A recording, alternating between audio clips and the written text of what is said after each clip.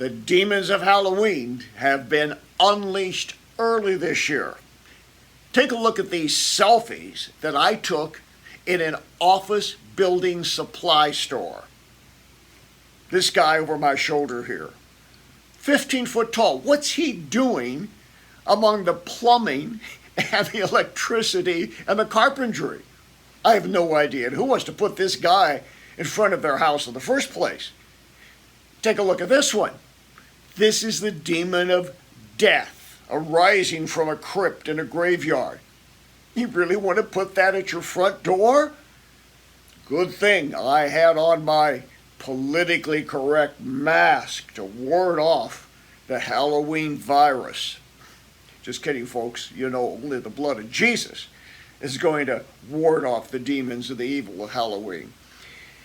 I've written about Halloween for years, blogs, I've written about it by books, before it was popular, when evangelical Christians were, almost all of them, celebrating Halloween. And then they started to see the light that maybe it wasn't such a good idea of this intrusion of Halloween and evil into our culture. But the question still remains.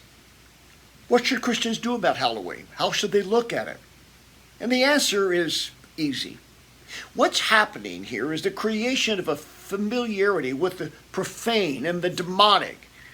And all of this, then, makes it appear benign. This preoccupation with death and darkness and ghosts and goblins trivializes the macabre. You know those haunted houses they have every year to try to scare people at Halloween?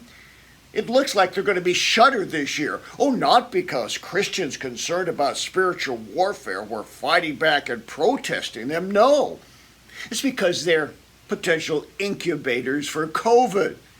Imagine that. The Christian witness being outdone by the fear of a microscopic killer. And why is this promotion of Halloween starting so early?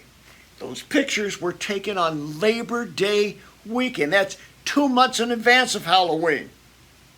The answer is easy. It's a $9 billion a year holiday, second only to Christmas and catching up on Christmas. If you leave out the shady past of Halloween in antiquity, you know, the Celtic Druids and the human sacrifice and the worship of Lord Samhain, which is another name for Lucifer. What's really wrong with Halloween? For one thing, it just institutionalizes fear.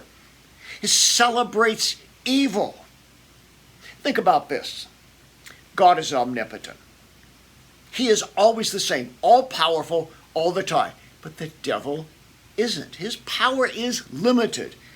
So he has to carefully ration his power at certain times and certain places. And somewhere in the distant eons of the past, it was determined by the demonic world that October the 31st would be that day to marshal the forces of evil more than any other time of the year. And I can tell you that's when people come under increased demonic attack. So before you raise a toast to vampires and zombies on October the 31st, think about the true mission of the church and the true mission of Christians.